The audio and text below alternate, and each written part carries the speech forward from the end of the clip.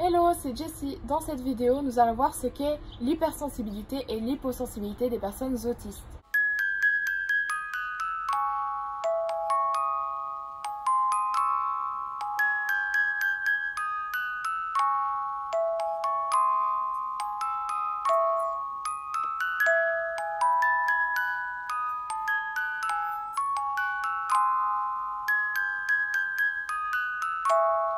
Commençons d'abord par l'aspect théorique.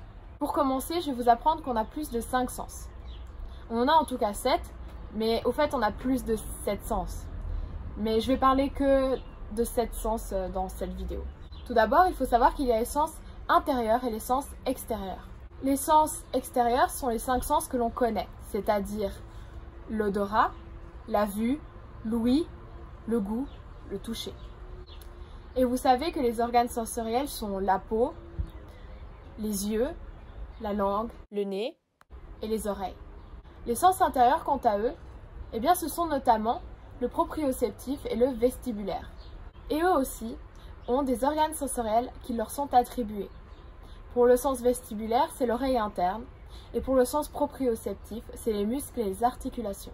Alors la fonction du sens vestibulaire, c'est l'équilibre, et la fonction du sens proprioceptif, c'est le mouvement. Concrètement, le sens vestibulaire, c'est le sens de l'équilibre. Et le sens proprioceptif, eh bien, il nous permet de savoir où sont les parties de notre corps dans l'espace. Les personnes autistes reçoivent trop de stimuli sensoriels des sens, ou alors peu. C'est ce qu'on appelle l'hypersensibilité et l'hyposensibilité.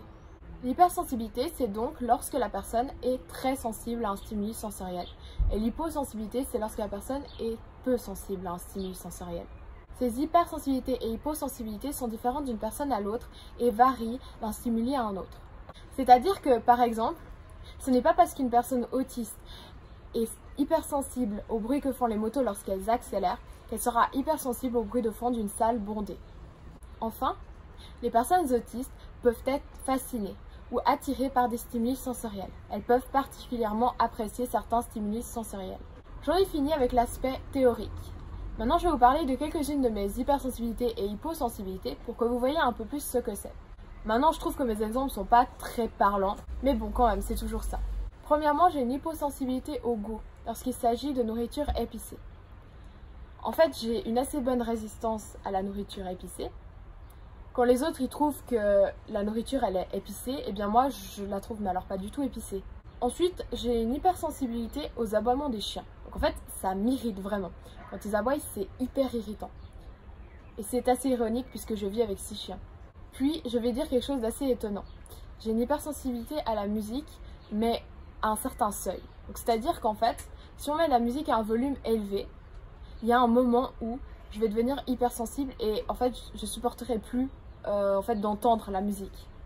Maintenant, ça dépend de mon état. Hein. Si je suis fatiguée ou stressée, évidemment, je vais être beaucoup plus hypersensible que si je pète la forme. Or, je vais souvent voir des concerts de métal et je ne suis pas hypersensible aux décibels très élevés que peuvent atteindre les haut-parleurs. Une fois seulement, il m'est arrivé d'être hypersensible au volume des haut-parleurs lors d'un concert. Mais c'était parce que ça faisait des semaines que je dormais peu, donc c'était vraiment à cause de la fatigue. Sinon, je suis hypersensible aux bruits qui surgissent lorsque régnait le silence. Je m'explique.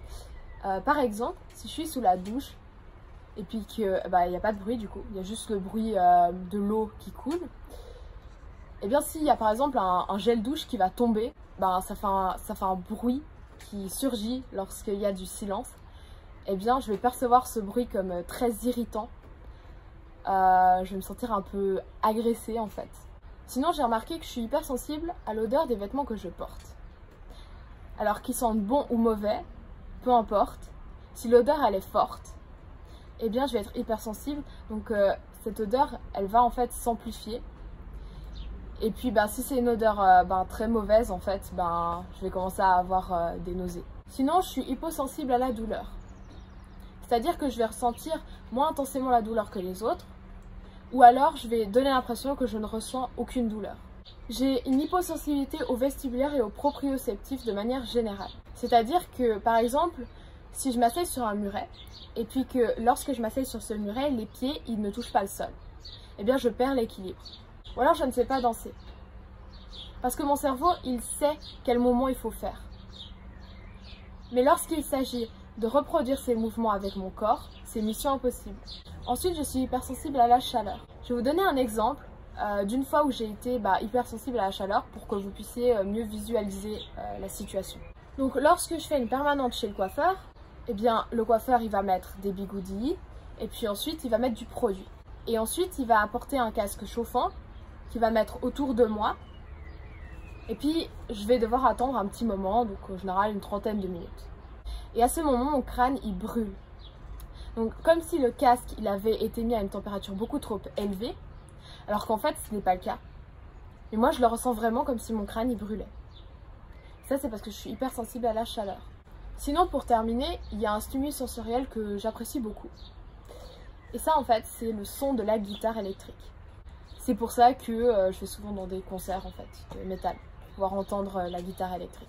La vidéo est terminée. J'espère que j'ai pu vous apprendre des choses. Et puis si vous avez des expériences avec l'hypersensibilité et l'hyposensibilité à partager en commentaire, n'hésitez pas. Comme ça, les personnes qui ne vivent pas l'hypersensibilité et l'hyposensibilité au quotidien et qui auraient besoin en fait de mieux visualiser ce que c'est, eh bien ces personnes-là pourront lire vos expériences dans les commentaires. Sur ce, à une prochaine vidéo. Salut!